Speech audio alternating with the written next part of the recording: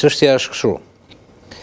Belinda Balluku, për mendimin tim, është thjesht shpesh përpiqen që ta mitizojnë etj, por është thjesht një nga ingranazhet, është një pjesë e ingranazheve të gjithë makinës që ndërtoi Edi Rama që në fillim, madje që para se të vinte në pushtet 2013, se ne harrojmë shumë shpejt. Vetëm ligji i dekriminalizimit i kapi gati një band kriminale në parlament Edi Ramës. Deputet, ju e mbani mend që edhe me pranga kanë ngritur votën për reformën e drejtësisë nga dhuna. Dhe kjo marrëveshje, kjo kontratë politik, dhe kjo nuk është vetëm Edi Rama, Edi Rama e trashëgoi po e sofistikoi.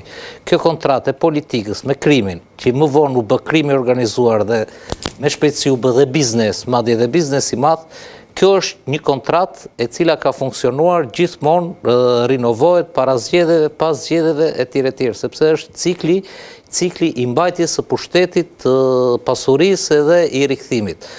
Kjo kontratë është duke u prishur. Vetëm fal ndërkombëtarëve, sepse janë identifikuar aktorët etj.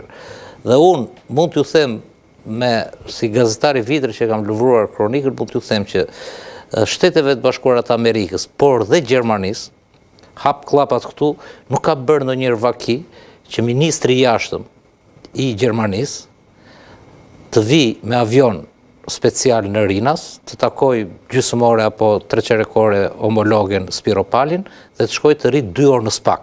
Ç'pun ka ministri i jashtëm i Gjermanisë që është në prag lufte dhe po mobilizojnë edhe të rinjtë e vet të verë të rinë në SPAK, sepse është kthyer situata e marrëdhënies së kësaj kontrate politik shtet në Shqipëri dhe krimi organizuar i maskuar dhe që shpërlaret në përbërje biznesit është kthyer në geopolitik. Është kthyer në geostrategji.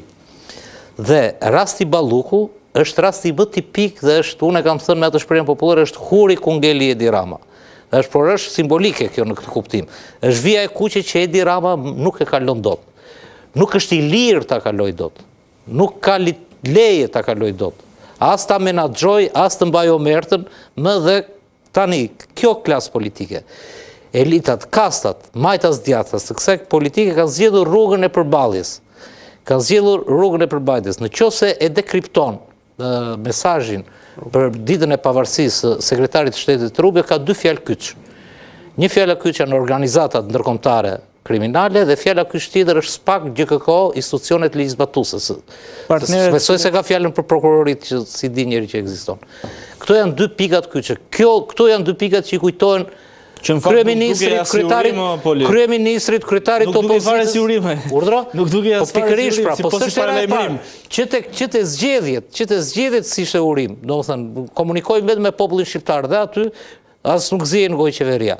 Kështu që unë mendoj që tani Shqipëria tani ka rënë në një kurth. Unë shikoj që dhe Sali Berisha dhe Edi Rama me kasat e tyre kanë vendosur ta çojnë luftën deri në fund. Edi Rama është në një fazë që mund... Pra peshqit e mëdhenj do bëhen bashkë për të shqyer rrjetën që bën vetë. Për kësaj. Unë i uroj që ta bëjnë këtë gjë dhe të ketë një përplasje finale që të shpëtojmë gjithë dhe gjithë kjo situatë për mendimin tim ka në thonjza ka vetëm një zgjidhje në këtë moment që e shikojmë ne, politike. Sepse po flasim për partitë vogla etj, po këta e kanë kalsifikuar, këta me votë sikin, këta nga partia sikin, këta me asnjë lloj mënyre nuk ikin. Këtu Shqipëria ka nevojë për një EULEX. Një EULEX. EULEX nuk do thot tipik si në Kosovë pas lufte, po një EULEX tranzistor, teknik, me njerëz gjitha i monitoruar nga ndërkombëtarët për të bërë këto gjëra. Çlirimin e votës me reformat etj, konsolidimin dhe një garanci absolute që të ecë përpara drejtësisë sa eskavatori ta pastroj fushën dhe të lulëzoj demokracia siç duhet. Okej, një koment shumë të shkurtër edhe zot nga Zoti Burimi për ta mbyllur emisionin. Zoti Burimi? Shumë shkurt se kemi kaluar çdo limit. Jam shumë dakord me diagnozën, po jam pesimist për vazhdimin, edhe me profesionin e FD-s, edhe me poli fundfare, sepse harrohet elementi gjeostrategjik. Mund ta sillësh Oleksin ti poli, po ato miqësi që ka Rama me arabët, me Tony Blair që është sot mik i ngushtë me Trumpin, me zonjën Meloni që do kampet. Çfarë bën? Sot këta, mungoke ju ke do të shej, ky naivitet sot që donin të prindë kombëtarët. Rama është produkt i kësaj gjë politike. Për çështjen e drejtësisë, zoti Burimi. Dhe po mbaroj këtu, intervista e madhe që dha zonja Kos në mediat franceze, erdhi në Francë dhe toku parlamentarët.